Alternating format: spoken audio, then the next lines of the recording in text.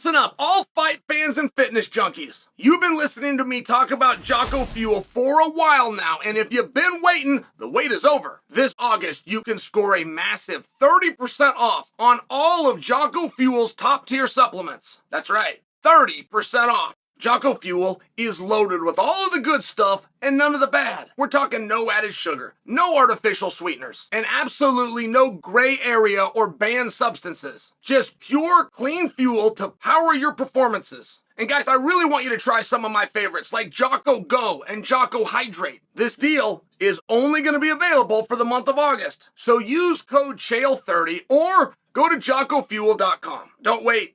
Fuel up with Jocko Fuel and crush your goals. Guys, click on the link below to make it happen.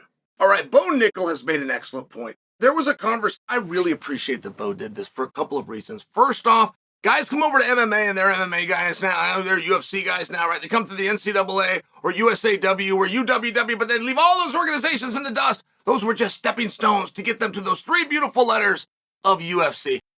That would be okay. I see guys do that a lot. But I appreciate that everywhere Bo goes, he brings wrestling with him. That I really do appreciate. Askren did a very good job of this. But Bo has now engaged, okay, there was a conversation, and I heard it too, that Islam Makhachev would be an NCAA champion. As of right now, his wrestling skills are so good that if he could go down and see, you got to understand, that's the benefit to Islam. He's out of that age group. So now you do have somebody that's got all of his man strength, and he is going in against boys. Some of them even teenagers, right? 18 to 23. You got this situation. But that's the benefit. That's the benefit to Islam. You have to understand that if you're going to play this game. Could Islam walk in and win an NCAA championship off of the wrestling skills that he has right now? Now, Bo Nickal responded. Bo Nickal says, let's consider a few things. First, Islam would have to wrestle at 174 pounds, given the amount of weight that he cuts. That's true. That's true. So in wrestling, which Bo could be taken for granted that it's a 1 hour weigh-in. You will weigh in, and 1 hour later, you're competing. So the ability to dehydrate is now taken from you, not to mention, in a 3-day event like the NCAA tournament, they will weigh you in each day.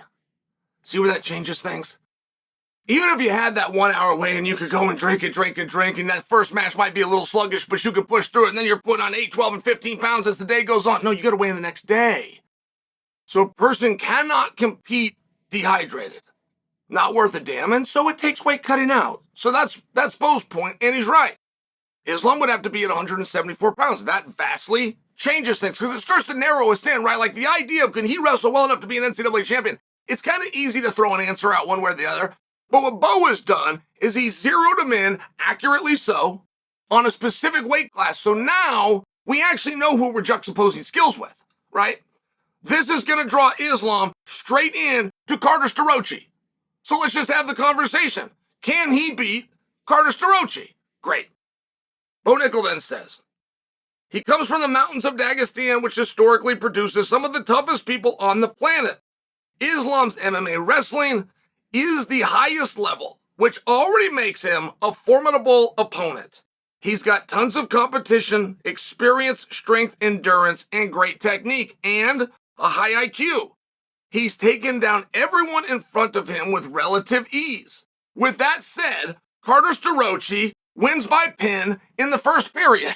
Okay, so I like it. I think it's fun too. And it's one thing where Islam could never be insulted here, because that's not what he wants to go and do anyway, right? That is just one element of what he does. So it's a meaningful conversation that you can even have with him. You can have this right to his face, ask him back and forth. But Islam has shared the practice room with foreign athletes who do have Olympic medals, including gold.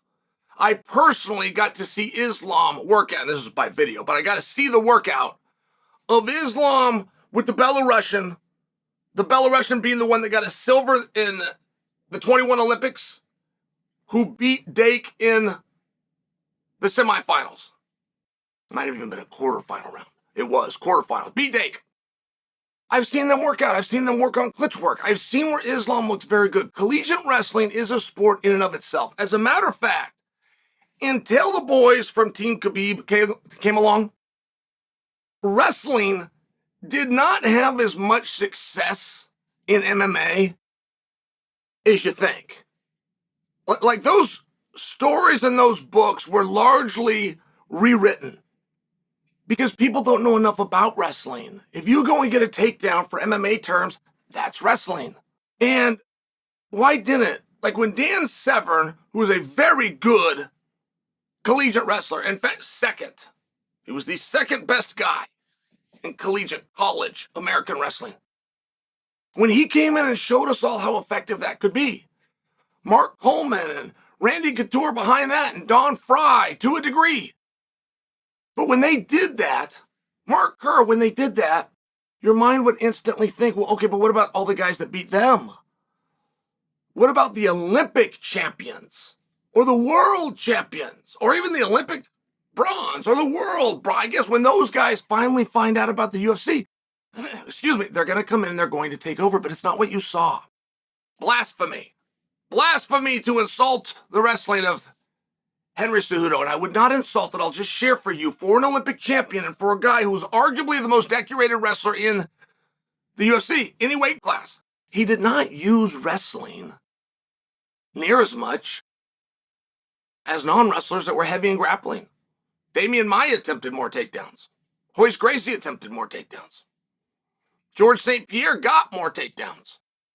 Islam Makhachev, Khabib got more takedowns than Henry. And I'm bringing Henry's name so that you guys will understand there's three kinds of wrestling, and this is where it becomes the problem. In having a meaningful debate and or discussion, people don't understand there's three styles of wrestling.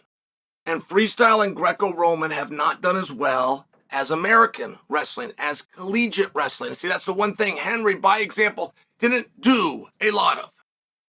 In two styles of wrestling, you take a guy down, that guy can stay there, you can stay on top. He does not have to get up and you don't have to keep him down. The referee will bring you back up to your feet. He'll leave you down there for attempt one position, maybe even get to 2, 15, 20 seconds, right? It's not really that well defined. It actually says, 15, 20 seconds, do a little exchange, referee brings you back up. And that right there is what changes wrestling. That is why American wrestling, even the guys that weren't the champions, but they did pretty well in that, can go further and represent wrestling better than a foreign athlete. If you don't understand that distinction, the freestyle and the Greco-Roman, which I'm pushing over here, they're very effective, but they're less, historically, they're less effective. Only America does collegiate wrestling. So collegiate wrestling and American wrestling, we are the only country in the world that does it. And those are the guys that go on and do so well in MMA. And that's also why. It's also the ability to hold them down. So when you talk about Islam going in and winning an NCAA championship, no, he cannot beat Carter Sorochi, period, and the end of story. I would be very surprised and even very impressed if he ever got Carter down one single time. That would be really great. But I'm not as interested in that. I used to be. I'm not. I used to watch the other forms of grappling. I know the history of judo.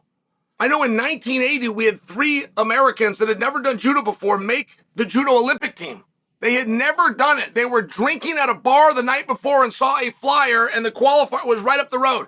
They borrowed outfits, and 3 of them that had never even done it all made the team. Judo had to rechange all of its sports to keep the wrestlers out.